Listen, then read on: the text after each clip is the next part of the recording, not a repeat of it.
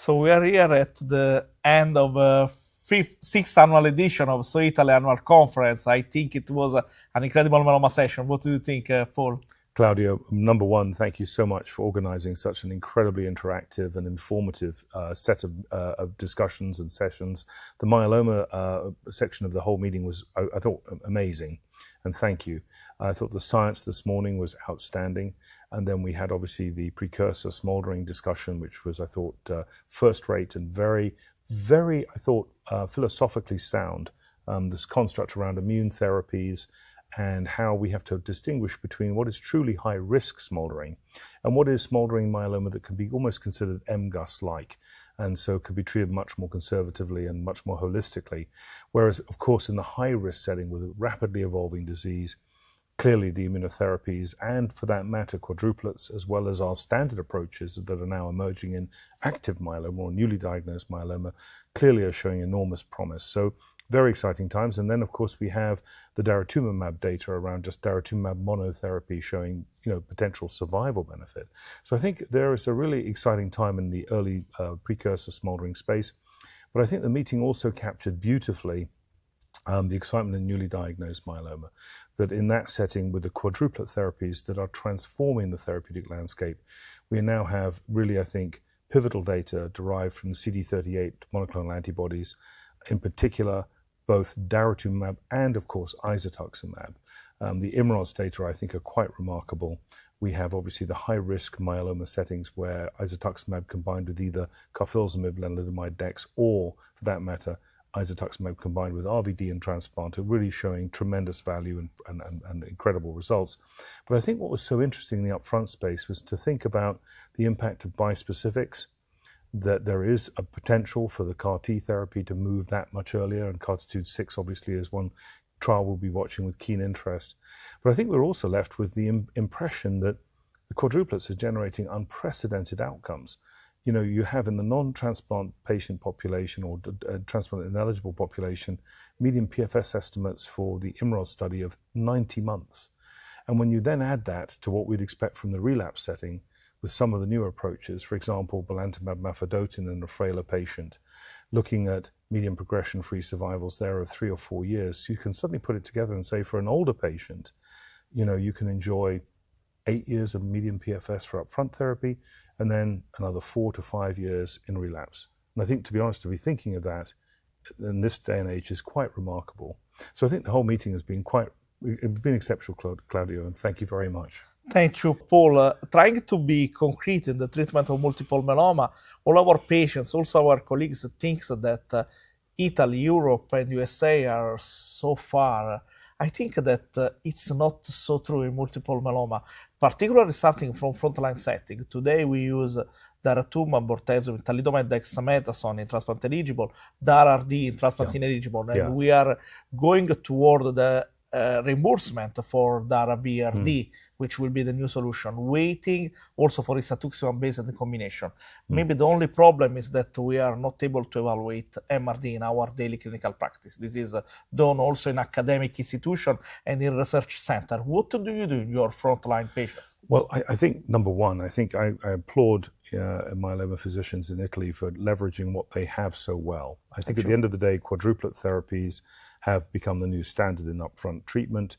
As you point out, daratumumab RVD will soon be approved in Italy, hopefully, and reimbursed accordingly, which will be, I think, transformative, because at the end of the day, whilst I think Dara-VTD has been a real workhorse, I think there are real advantages to lenalidomide. We all know that.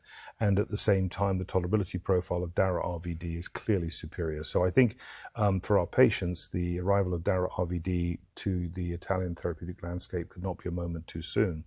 I think isatuximab is really interesting. I think at this meeting, as one of the speakers said very nicely, isatuximab and daratumumab are not the same. And I think what's very important to appreciate is that isatuximab, particularly in high-risk disease, may have preclinically differences to daratumumab that certainly in my practice make me inclined to consider isatuximab, particularly in 1Q amplified myeloma, as an antibody of choice. Having said that, we all recognize the incredible value of dara. That's not in question. The real issue is, for my mind anyway, what does isatuximab offer up front that's different? And in high-risk patients, and in particular in elderly patients who, for example, cannot benefit safely from carfilzomib-based treatment, for my mind, RVD plus isatuximab is a very logical choice, where you basically achieve a balance of therapeutic power by combining the proteasome inhibitor, the lenalidomide, and the dexamethasone with isatuximab to overcome the potential risk or potential challenge of higher risk disease. So I think for elderly patients or frailer patients where carfilzomib may be challenging, isatuximab combined with bortezomib, lenalidomide, and dex is a very attractive approach. So I'm very excited about that. But I think above all, for Italian patients to have access to dara RVD is great news. And I think also what we in the US are seeing is that there's increasing enthusiasm amongst our patients in particular for those with standard risk disease achieving high quality response. MRD negativity, you're absolutely right. If you can measure it, so be it. Please do. It's a great tool. But if you can't, stringent CR is a reasonable functional equivalent, in my opinion. I think at the same time, you can then tailor treatment and potentially spare patients the both immediate and long-term risks of high-dose melphalan, because we're realizing those are real. They don't just center on secondary malignancies and the acute toxicities. They also center on the recognition that we have mutational burden generated by high-dose melphalan.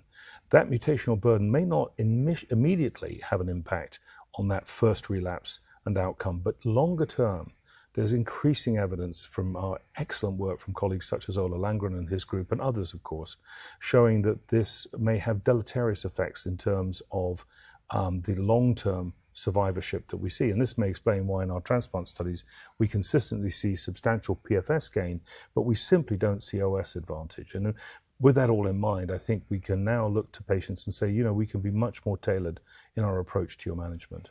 Totally agree with your opinions. And going to the next setting, in early relapse, we divide the patients according to their refractoriness status to anti-CD38. If patients are naive or not refractory to anti-CD38 agents, we use ISA-KD, we can use DARA-PD, or we can use in patients in which we need a switch to other mechanism of action because they are LENA refractory and anti-CD38 refractory or not naive. We use selinexor or bortezomib with dexamethasone. We continue to use KD in some subcategories of patients. KRD is also approved. However, we are also integrating in our clinical practice some trials, that are really feasible, such as Successor 1 and 2. I know that you are particularly interested and particularly involved in them. Mezigdomide, I think, is a potential new backbone for this setting of patients. Right. And we are also going inside the clinical trial, not approved, to integrate specific antibodies also in earlier lines. However, being concrete, we have ISA-KD, DARA-PD, KRD, KD, and selinexor VD approved. Also, in this case, we don't monitor MRD apart from academic center. I think we have many options, but what are the differences in your daily practice? Well, I think in context of where the field is moving, the fourth pillar of therapy is BCMA-targeted therapy. Sure. And I think bispecifics have really taken the field by storm. I'm so impressed with CAR T therapy. I think one has to be, however, a little sanguine about CAR T and realize that we have true miracles from its value and its efficacy and the type of extraordinary response rates we see. But I think in the real world practice of CAR T therapy, we've also come to recognize some of the challenges. We've realized on the one hand that the neurological toxicities can be very real, very challenging, I should say, fortunately uncommon. But when they occur, particularly the late Parkinson's, they're very difficult to treat in my experience. Second of all, I think that as we look to the newer platforms in CAR T, I'm very excited by the opportunities to not only refine the CAR T platforms and BCMA-targeted approaches, but also the promise of GPRC5D.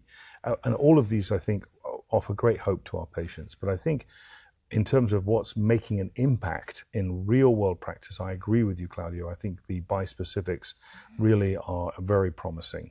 And CAR Ts, of course, are game-changing for the appropriately selected patient with the caveats of the toxicities we've just described. You're very kind in mentioning the cell mod space. I think obviously we've had the privilege of working with mezigdomide from the very beginning, and to my mind, as we say affectionately, it's CAR T in a pill. It's a remarkably active drug. It is not an IMiD. It is truly a cerebral E3 ligase modulator, a true cell mod, a degrader, a molecular glue. It does a remarkable, it has a remarkable effect on the E3 ligase complex. By closing that, the degradation coefficients from it are unprecedented, and its safety, in my experience, with myelosuppression being very manageable, is, I think, very encouraging.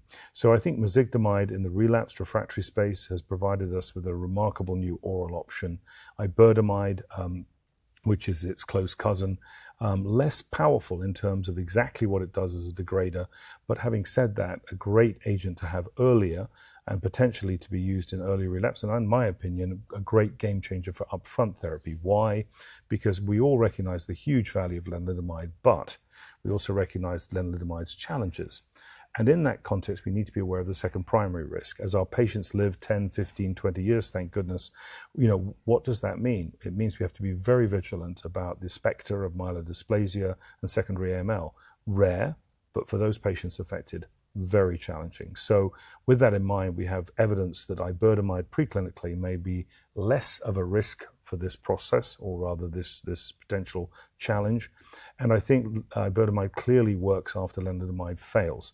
So I think in that context, and pomalidomide for that matter. So I think having iberdomide moving up front is very exciting, and I think its use as a maintenance agent in particular has, I think, great promise. So I appreciate your comments about cell mods. I think they are a very important new advance in oral therapies and have the real value of being truly off the shelf. So I think that for our patients, lots of excitement, lots of new drugs. And I think for our older, frailer patients and those patients who need cytotoxic chemotherapy, one of the most interesting aspects of this meeting has been obviously the exciting news that in Italy, melflufen is now being reimbursed. It's not only approved, but it's being reimbursed by the Italian authorities.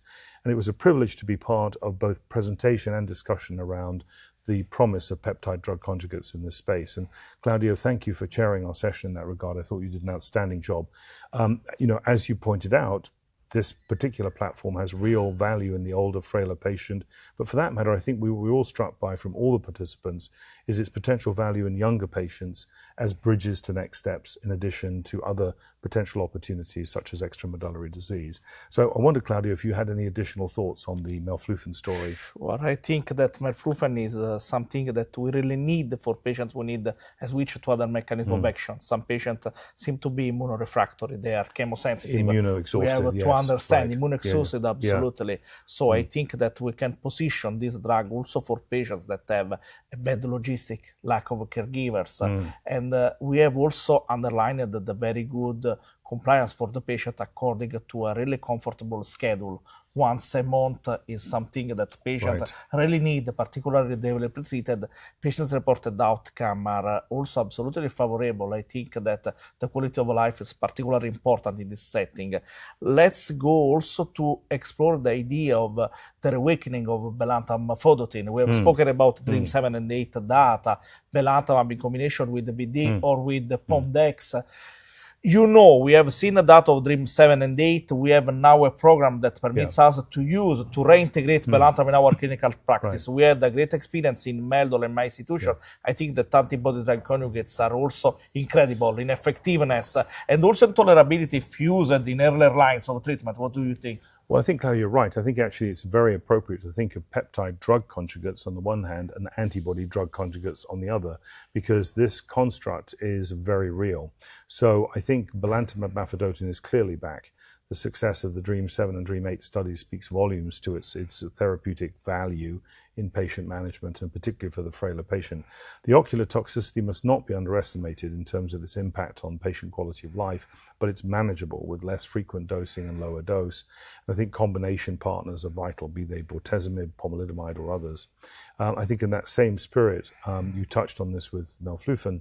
The tolerability of melflufen with no alopecia, no mucositis, low rates of infection, and its ability to overdrive 17p Sure. It was really fascinating.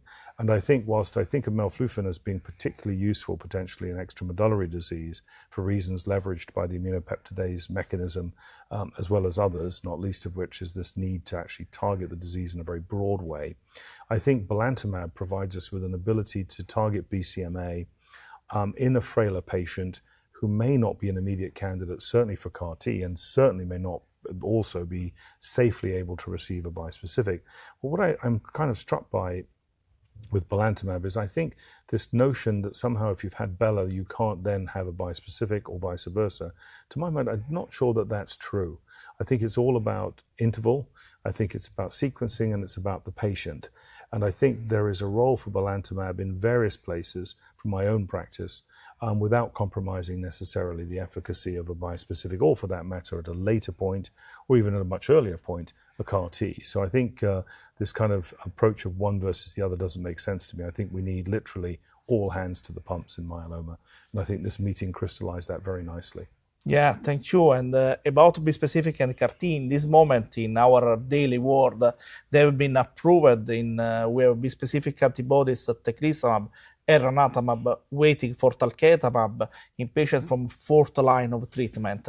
Moreover, we have CAR T. In this moment, only ide-cel is approved. We are waiting for cilta-cel. And belantamab is coming back. In your opinion, how we need to sequence these drugs? Because this is a $1 million question. We have so many options. I think that we have to optimize the use of these opportunities.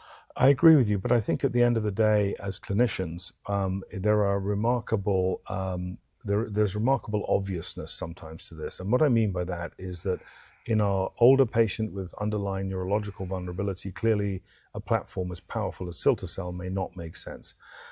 Conversely, ide-cel may have promise, particularly if you've got the ability to then follow it with something like a CELMoD approach on protocol, obviously, or otherwise, that can then optimize your efficacy.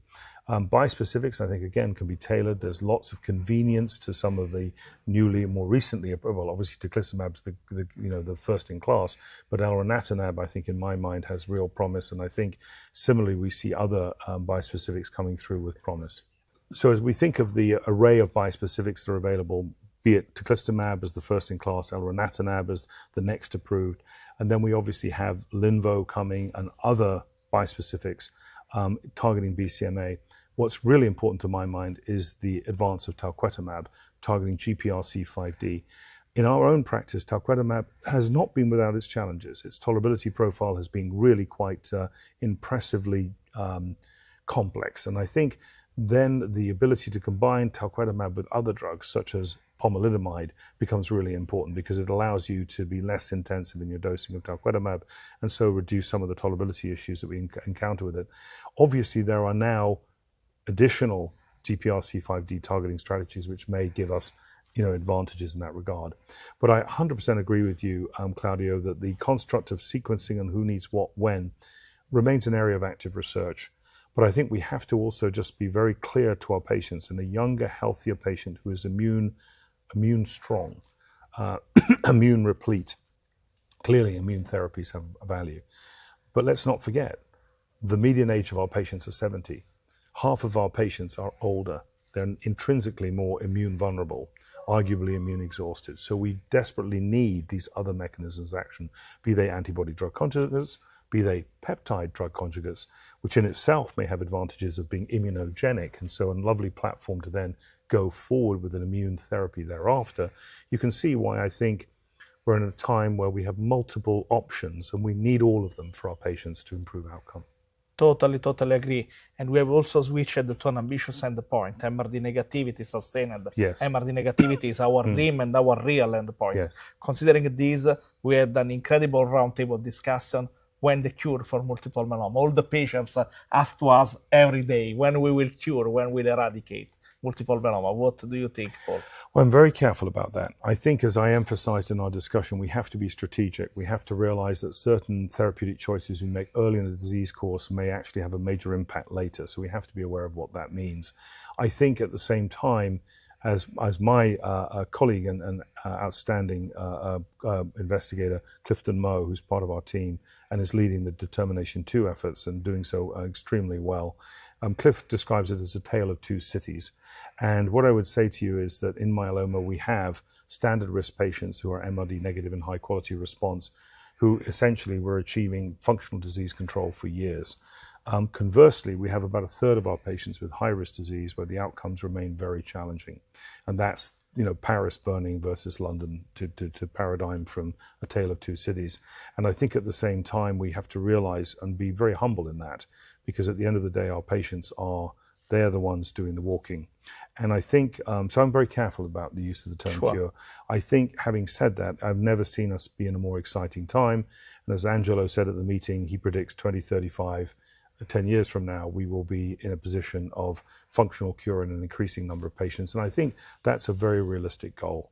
And I'm very hopeful that we will get there, not least for our patients and their families. So thank you, Paul, for having been with us in the World Conference, and see you in the 7th annual conference of SOHO Italy next year. It would be my privilege. Arrivederci and a presto. Ciao bene. Thank you. Ciao bene. Grazie mille. Grazie. Grazie mille. Thank you, everybody, for your attention. Yeah.